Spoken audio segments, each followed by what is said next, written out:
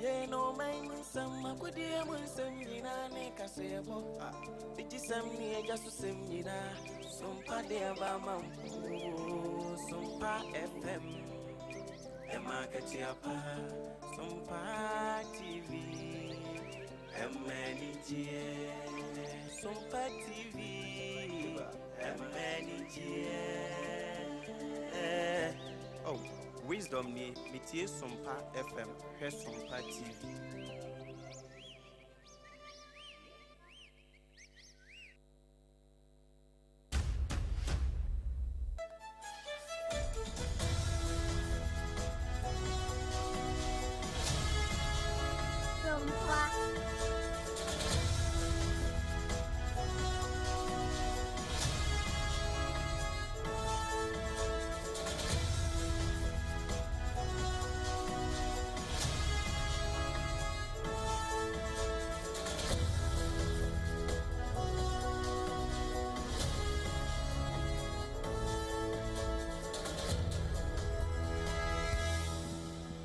Abo anopa no nsia Ghana de share ye ma munyina mo achen mama kwa ba Sompa wa ha nsia echipo enum kasafidie so na woti yenka efri ene totrobonsu kwa me basayi adom no wa hye yenso ama ya sori jonkopa bi so ebusua eya sedanko a kotoni ma ma ebusome no ne da toson kron afin pinu ne aduonu ensiemo ensem a yensem twerofo bro ahesu a wonsa soso ya wokutire ni nyina egu mfidie so wosemfo pani ato ne bo esemu eyi de editie ene yesi AGYA de ba besom se na ka ejesi no nsia bremu ekase hye no so se ene eye memene da ensem no efri Sompa 106.5 FM Accra so ewo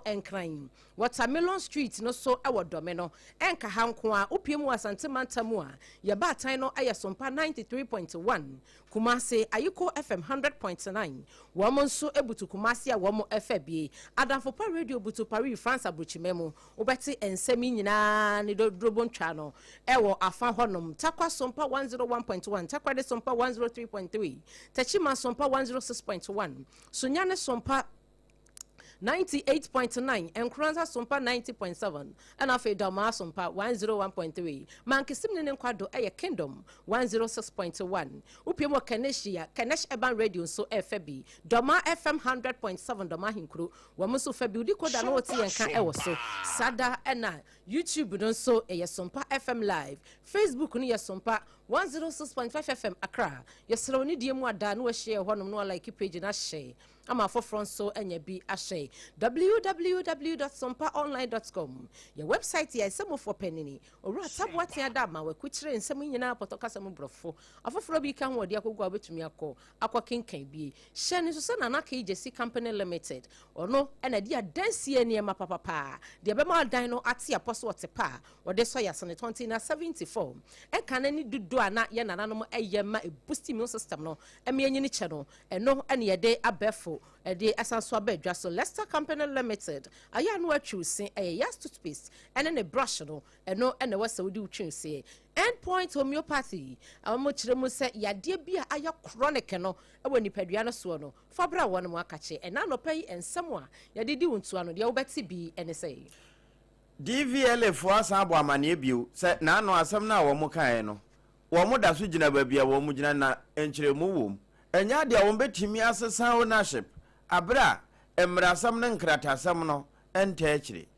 rent control penny for the crats bia ba montene na said ye wo mu kiremu ne de se yetimi kwa ne sa pa de Ghana ye ne ha dan ye ho beto yen sada ana asante mamu nso energy minister na kan yo say hokra ne ba beye electrical industrial hub di entra ye de munsam oba Emrashe bedwani di madehia wonom ewo Karaga abatom pesia so onwanyafo Mohammed Amin Adam wadi dwumadie kase bi ahyehye so amanadehie ne nyina no efa nwomesua ho enu achi ebusua community development ebetimi akoso pa ene na enema binum ka ho gender director wo mfimfini mantemu na eka ye betwa proakwa kopiemu obi man so South Africa ehwo ne yebekọ na ye nyina ye nim xenophobia ho nsensem said ye Ghana fo empanimfo enso ekokodene said ye be ya ye nuan mo afa nso beto wo no no emu nsam enama no pay ena no pensam ne bi eka ye nim ho ena nuanom be no yesi adwa ya ye babebe ede asomse na ka jesi no sia bremu ekase akokọ bi de ohoi pani se ya no madekye na so brene brano no otie free onini ano medin Abena Badu Adepa KWOFIE no pay menembra triple am AGYA Apam Dadaa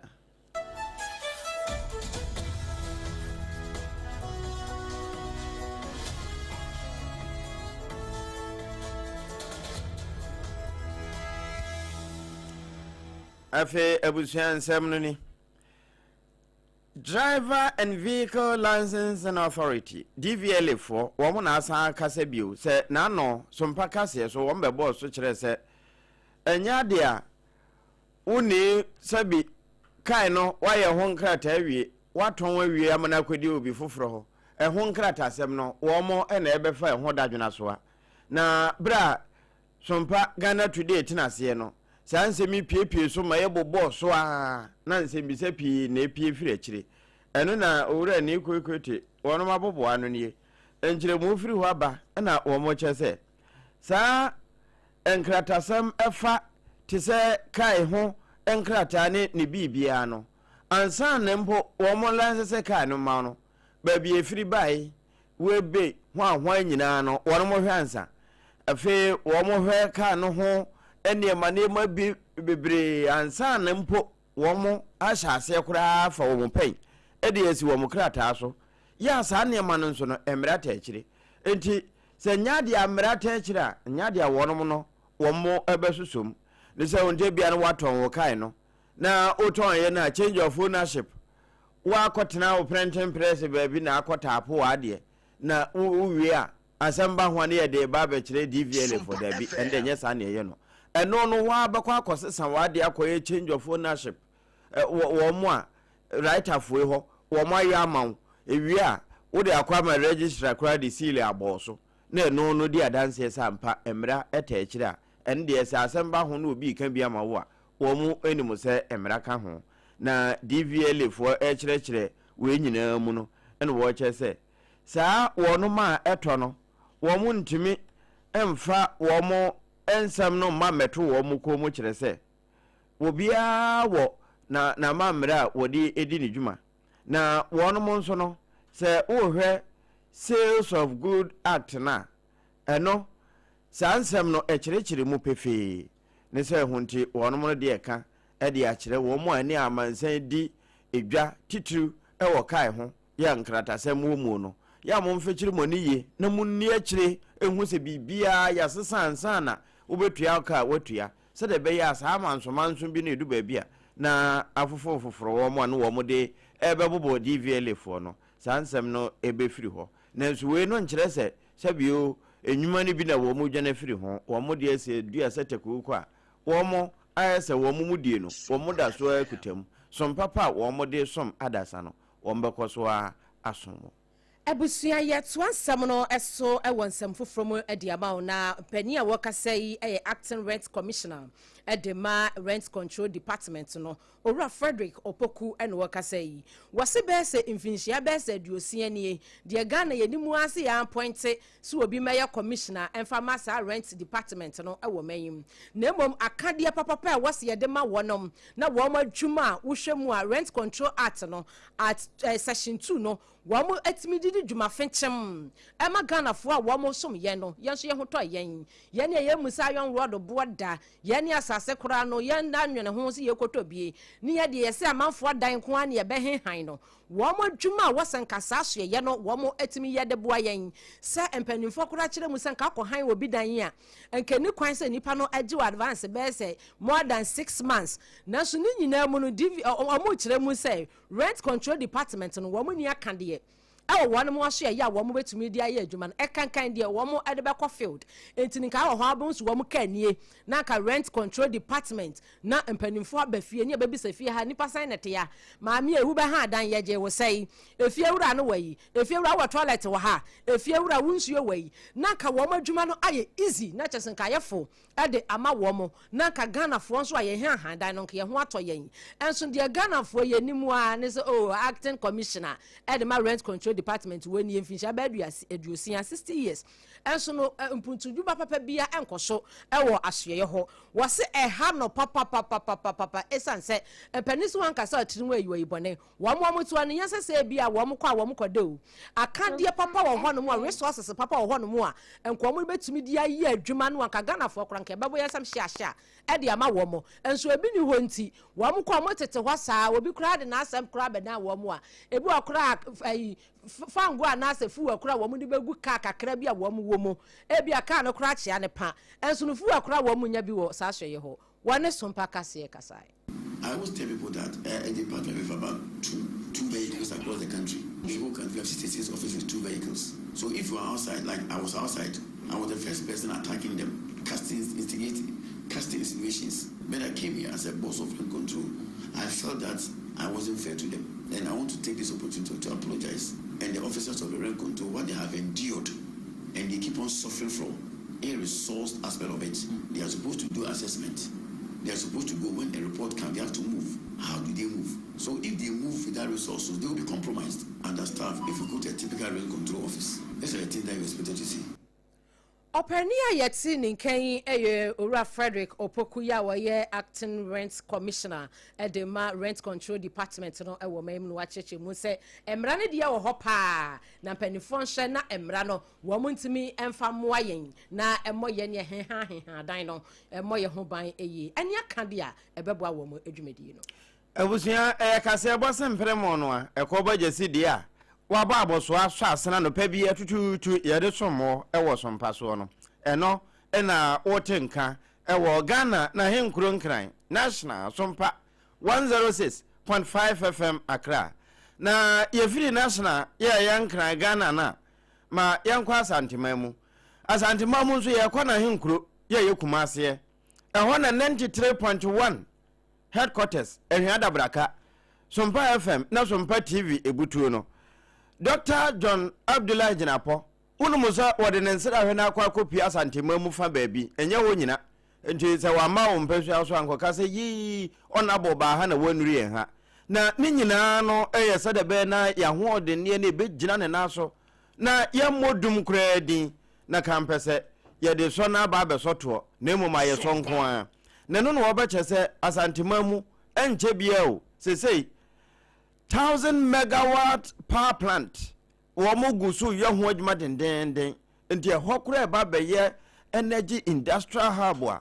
a ho na fadodo na betwe wo mo ahoden e de afiri na wo ka sa ansem no na ba bedu ejina ne nchempe. Kumasi is becoming not just commercial hub, it is becoming an energy industrial hub. So very soon we are going to have more than 1,000 megawatts situated here in Kumasi. So it's a strategic location. And from a political standpoint, I see Kumasi as the NDC stronghold. If you look at the last election, based on the votes we got here and the margin, from a political point of view, I'm very sure that we can get 50% of the votes here. So this narrative that Kumasi did not vote for us, and so we are not giving them the needed attention, is completely false. The fact does not support that in terms of the vote numbers, in terms of the percentages, even in terms of the seats we won in parliament. But even more importantly, even if Kumasi did not vote for us, Kumasi is Ghana. We take taxes from Kumasi. If Kumasi does well and Ashanti region does well, Ghana does well. So we are very, very committed to ensuring that we serve Kumasi, Ashanti region and Ghana in general. So let me dispel that notion. And whatever investment we would put in place to ensure that Kumasi, Volta region, Ashanti region, Northern region, everywhere is served well, we will do that. Dr. John Abdullah Jinapo, Energy Minister and Green Transition, Edmo my Ghana, and Wakasa Asemi, Ewo, Asantemai, na Hinkru, Kumase, no watch say, na Ebinumose Asantemai Kran, Twaba, Mawon, and I want in Timpuntuno, Yadia, Wamudi Bibeko, Wamon, yes, Afo Nibia. A few Kran, a Wamodi dear, ɛhyehyɛ wo mo ho ne wo mo dai mu nyina ɛba bewura santima mu ama ɛhɔ nso anima benyam. Dr. Amin Adam so Karaga Emra Shebedwani Kaneno na Yesweni a washe omeyi yesika semune ne ho totoye no eso awomeyi mu na wakwakwa ya do ye chenchirenchi wanu ani suku ye no okwaji mu nteteye wa abra na ope O level education no na opie mu ewo mentifedo emantamu a Northern School of Business ho no wakwakwa 6-story building 12 unit classroom block ede amasa suku no na ebra we ye naja wapa hontama na ocheche mu sese de enyema ekwani mu enti school na west ni nyese school dan keke no asie ICT blog ewom bibia bi ewom wode computers ye gum ebeboa mofra no amwo mantwi mu abefo kwanso no bibia etumi akoyi. Human race, the human kingdom was established. Every generation that comes was research has shown that. And this is the well-founded documented research. Now, since the world was created and human race, the human kingdom was established, every generation that comes was better in terms of knowledge, in terms of intelligence, in terms of performance than the generation before it. And all the children that are born in a generation tend to know better than their fathers. It is only this generation where the fathers know more and better than the children. It is only this generation. And this is a well-documented research. Our fathers know better than we know. But that has never been the feature of the world. Children have always come to better than and to know more than their fathers. But this generation, the research has shown that fathers know better than their children. Why? Because we have the technology they didn't have, but we do not use that technology positively. And what you know, Dr. Mohammed Amin Adam Ekoso Echen and Niso Eche Tibrekese, Yawano Otia Northern School of Business, no, ano, when a modern more afei, a Jumasuma, Wabo, a one potempo, where we here and watches will be Biada, ya, wojentity, I was her Northern School of Business, no, and who ever here, as soon sube to me about Beso Womo Asane, na Jumedia, Penifasha see, a wafa no, was it 12 unit classroom block and in a story building, no, one so what to me the word dear about. Support Nobisco get more classroom blocks. I assured him I was going to do it. Because it gets to the point when you have leverage to be able to lobby and to mobilize resources and raise funds to do things for your community. So that's all my headmaster woke me up. And soon I realized that it was not only Nobisco I could do this for, I could do it for many other institutions. Because the master headmaster who attended the program also came to me same day to appeal for classroom block. Fortunately, these two schools were my old schools. And today, as I speak to you, we commissioned another 12 unit classroom block for Damasco. And I here commissioned a 12 unit classroom block for Nobisco. But we also realized that we needed to support Islamic education. And so therefore, headmaster from you pushed me to do classroom block for Markazia and a dormitory block for Ambaria. Openia okasa ye ayenkane o men yesa na hene onunyafo Mohammed Amin Adam wono ana wo yakaraga emra Shebedwani e wafa ho entino said osi bi e watamale wo mo suku eno no e wo ho no eno asan kwasi bie e wo eye no bisco yi ne nyina e kire se obo adwuma papa wo bi bese opposition no opposition kakra wo no ye de beboa ya de hia wono so etu bi esom ya sompa ya da ne chidi asoma no pay. Ya kom finfini mantamu erika na mo aboboa no na ehwo na Central Regional Head of Department Edema Gender and Social Protection no owura yire Rachel Abamo okohia na ma hemfo ye wo empotem ho na enkomodidie mu no na owura yire Rachel Adepa beto so achese unum de ntia wo man amfa ho ne billion cedis ne dollars a yampanimfo bodin ane bisia ho de ekwaji ba nyina no yentime mfa nya mpuntuo no ne yesema me da bio den obi na aboye ndua na unum de ntia yetimisi adan te sa affordable housing ne yesia te sa sagre medie na ebewie na ye jama na epro anasa sewia hospital agenda 111 ne ye jama na se unum de ntia ne yesema me da bi wo se waman a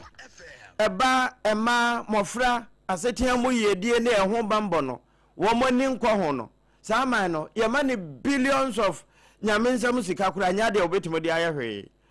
na ensɛm na ɔde to dwa ereke de som ye ne bi ni me be here engagement with Ogwa Traditional Council and for no me train omo e wo child marriage to one instant e wo wa mam no bokum do our child sexual exploitation and the edwumadi na ye di ni na no and they say me buy na me be hwe edwuma wo mo ankasa wo mo to be edi after training no na yen say kwan a ye be fa so ade aboa ahemfo yi se na be ya sembi e enye etu mmofra ememma ma emampe before wo bia no na ya so a wo hwe kru bia wo mo ntumi handle of gender related issues here and man put to ba and so no hwe a kola nye ye no omo fa ye fu a and ye poverty dey say be na busia and now so what ye adolescent matter na owo won to me sha kola na so no oni na wono so asawo and the next say sa poverty na settle e wo muta and the yenti o sa be me ya really say that ti bia ne man pun to ba schools ka feeding na wo ke ko so awo na so se kola ni drop ya school almost to me for enti emetimaze palace ho ena sa nkomo yi ekọ so ewo mfimfini mantam ewie nana ekua tachiwa ya odikan nana nso edine de eto so sei na mbere kekre ye moframan aye moframa bia won ye wo fe school wasn't one nye abrabobi on set mpata wo this renewed nanso nka onyi do obaneda na nda programming begina ha asba hima ye bohwa na ya hwe ni gwa ha nzama bia otosiri wo ye mbebun a or hawadwen on fada che pampembre ya hwe na ye nzama bi atochiye opanen rubon no me sisi ampo ye be krama attack kan hunupon oya tete ankasa na onupozi ma oma de onyi mitri mu po de dem abrabo ni people bebegwe ha oye ye bo krama ibinum wo bi wo krom wa ba kwanzo wona ko ene a wotie ye wono ene ye ba ahema won kafoa na ekwa tachu a odikan Ebusua yɛmfa seda no ɛma nana KGC Company Limited ɛkɔba sempremo no be ma wonsin so ma ansa no aham ɛba no adansie nneɛma papa de a wɔno nakache ɛna wɔsɛ wotɔ firi na ma wodan no atiapo entino mu afei na mobɛtɔ nsase ɛse yɛn mu sei no yɛnya to asase na ne yɛdimirika ne yɛkɔ nana KGC ho free consultation wɔde bɛma yɛn wɔanye yɛ kapre na owi a wasanso akora nneɛma a wobɛtɔ no wɔde agu ɛka mu akɔakɔgyawo ɛwɔ biaye a wode ɛkɔ entino ɛnado ansate akwa baako ekosi nsate akwa bɛsa henu no wobɛnya ne nyina bi na kyerɛ sɛ inches yahodo ne nyina no ɔwɔ bi plywoods ne nyina no papa ɛna ɔbɛtɔn ɛde ama wɔ building wɔyɛ sa na binding wɔyɛ sa no wobɛnya papa ne bi ɛwɔ nana KGC cement no ɔkyerɛ mu sɛ wopɛ bland bia ɔde ne nyina bi aba deɛ papa cement bi wɔ hɔ no mu a yɛmfa ɛnyɛ abrosan ne nyina mu no wɔbɛkyerɛ cement wei sɛ cement wei wasase no mu yɛ nsuo a ɛmfa nto foundation cement wei mɛmfa nyɛ plastering ne nyina nana KGC wɔ cement papa ya wɔde ɛbɛboa iron rods no nso ne nyina bi ɛwɔ na kakyɛ roofing sheet nkyɛnse ɛde bɔ dan so papa no from ajampantrudu bɛfa nsuo a no ɔdene ɛbɛtɔ mesrɛw ɛda so ɛtiapɔ ɛyɛ nana KGC roofing sheet ɛne ɛkanfo de ama wɔ mantam dunsia ne wɔ mayim no baabi a yɛnkrabata ɛwɔ hɔnom fa yɛn ɛwɔ 0204 355 040 0204 355 040 na nana KGC Company Limited ajo so endpoint homeopathy yɛhyɛ yɛde homeopathy ɛsa yɛadeɛ wɔ mayim no akyɛ infertility yɛde homeopathy ɛbɛtu aseɛ afei no stroke yɛ nodwe homeopathy yɛde bɛtu aseɛ ya no obi bisa sɛ na homeopathy na yɛde adeɛ yɛsrɛw wokɔ a yɛde mfidie na ɛsa yɛadeɛ papa di mu akotene ɛwɔ yɛakakye nti ɛyɛ endpoint na wakwane a ɛnde yɛadeɛ no ɛde afiri so ɛba no prostate mu sɛnsɛm a homeopathy kwan no yɛde ɛbɛtu aseɛ de ama wo wɔsabo no mesrɛw fabra yɛakakye na yentume emwa saa na obrɛboɔ no so wo de ba tema bi atɔ ho bia no homeopathy kwan so ye de bayi ni nyina ade afri honom yade bia sa want wo yade a menka se endpoint yensa yade bia wo de ba ya kache ye besa de ma kuma se kronom aboa hia wo be hu yen ɛwɔ hɔ Accra ha se Shell Sandboard Spinters Quantum no so ho no mu ayedi adwuma massage no any physiotherapy ne so koso awe yakachi de bia 0244 67 0244 867 068 0244 867 068 and 0274 234321 na endpoint enyo so edura wo benom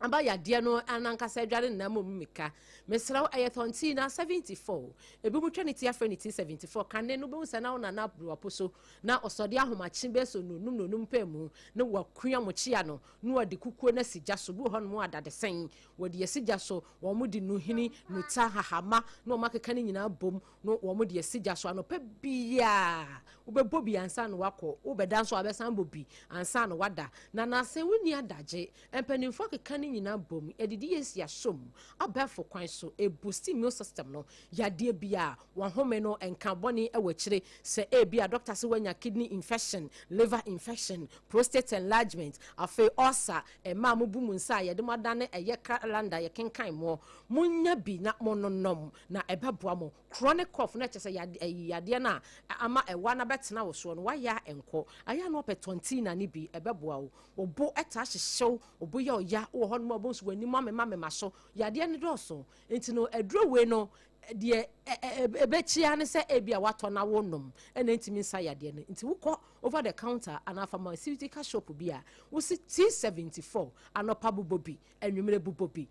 Doctor no bi a wonum bia obetimi anom e de aka ho enti ne se doctor de na abanum a wonom na bia watwen be se don hwere baako ene e bia na chikakra no wonum we no so de aka ho na ebeboa ama ho ato se empo no HIV kura ene se wo so afa dri ka wonu a wonom ho na ubetumi di adanse akase 20 na eye 20 na ampa edri akwada a wonya finhya dumienu enum bi oye ba na se wonyam ana wo makwada no fo ayeserew wonka ho Food and Drugs Authority wo mo AGYA to mo se eye se ebia open chechemu bia chen media 0246 073 498 and 0501 628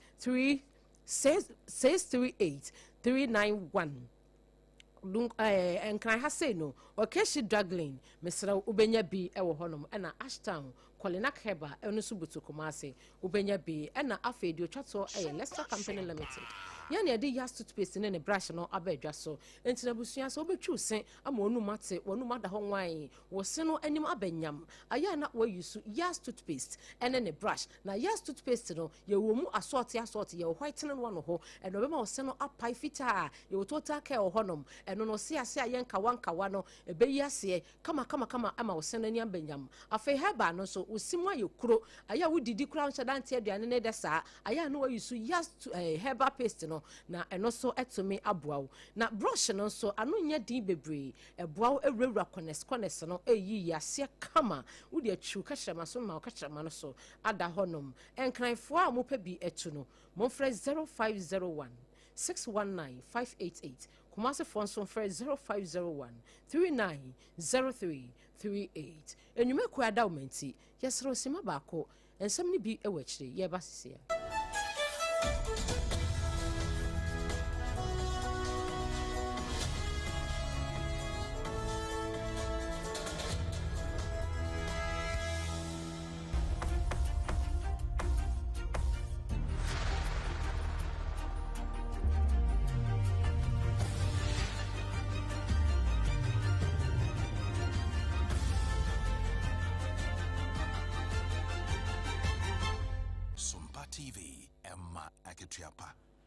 enokre ema katua papa ampa abusua enche bia na South Africa na wono mode beto so se ama foforo so ma wo ho no wo mu di wo mani South Africa fo ma ya oba besie di wo mani ma ba so ka kire wo se wo mu ko onkrum no wo mfo oni ndie nkoboa wo mu man eno na wo mutu ni den se we die se no fo bi kataka pa na ekoso ma yuro ku yeto abroko akura no epra bo so me ne de to so do nu enwotwe sei wode ekrata kwoma commissioner ne denden dia nani abre ekowie no wo mo ka kire Ghana fo a wo ho nyina se ba bia dede ko ho no ma wo mo nworo nko ho se de be na obi ahon kogu nsu ngunsa afi Ghana ni ba kwa no wo mo di ni mpabro kurazi se ye na ba fie na amanfoforo nso kasa afi eyu nhyiamudie wo ho ade kye ewo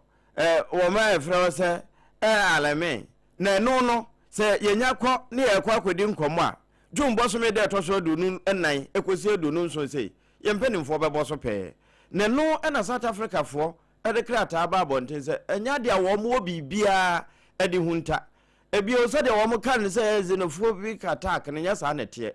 e wo mo se demonstration ne kokɔ so wo mmea bi nanso no enu kwan se yesoso som se eye South Africa ma enti minister ya wo presidency ho kumbodo na venji wono na ekasai nu wo se wo mo de enya de wo mo bibia de sie bibia wo se wo bubu ho nkonta e de kire African Union ama wiabo ma wo mo ho de ekoso no wono mbekoso abo enti enya de wo mo de bibia ehunta abusua Iran fo akasawo wo mo se de ekoso eni da ya no sabre no na pono so mpanimfo te ho a wo mo dwendwene se sa de no wo mbesan anasa wo mo nsan ena na topa ye toto no enti se mampanin Trump se onya ka se Iran fo na to bai ena wo maso na eden enti obesa kɔ wo mo so den pa wo mo nimba bi efiri ba enyansa kwan yo pese wo de fa na wonya dwa no e wo petrol mu entira enti wo mo nso de enya de a wo mo de wani ba behwe hunahuna na wo behwe akomuntiam wo ntira po sete bia wo gina ba bia wo mo gina enti foreign minister Abbas Arachi ene wo ka sa ansemi se wo mo de wo mayire papa na nya de a wo mbe kotokoto se biribinti deal ne de eda pono so na so sa America peniyi a wo mfanto ba bieda na wo mo enso menu so ne yegina na anopai ekwo ba jese se mpremo ka se yebo no de wo de adanse ho ne ma papa eso ya sene na anopai ye no modudu abefo kwan so 2074 wanya yesi kura wo ho besa so aye odin bio no na anso ho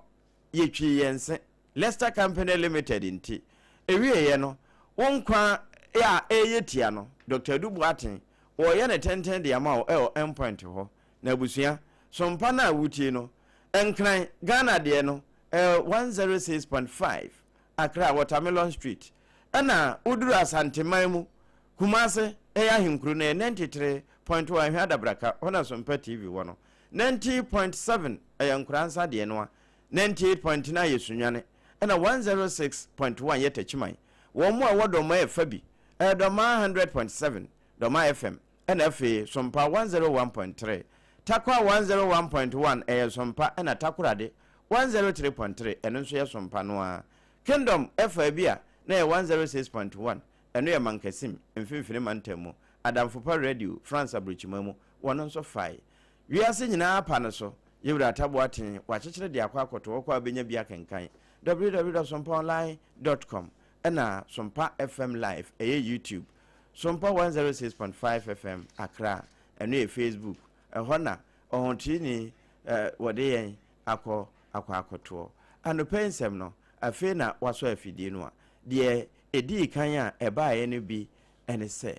Acting Rent Control Commissioner Ora Frederick Opokudi Atuja say aseye honom no wo mu hia akade pi ye beboa ama wo mu nwuma no etumi akoyi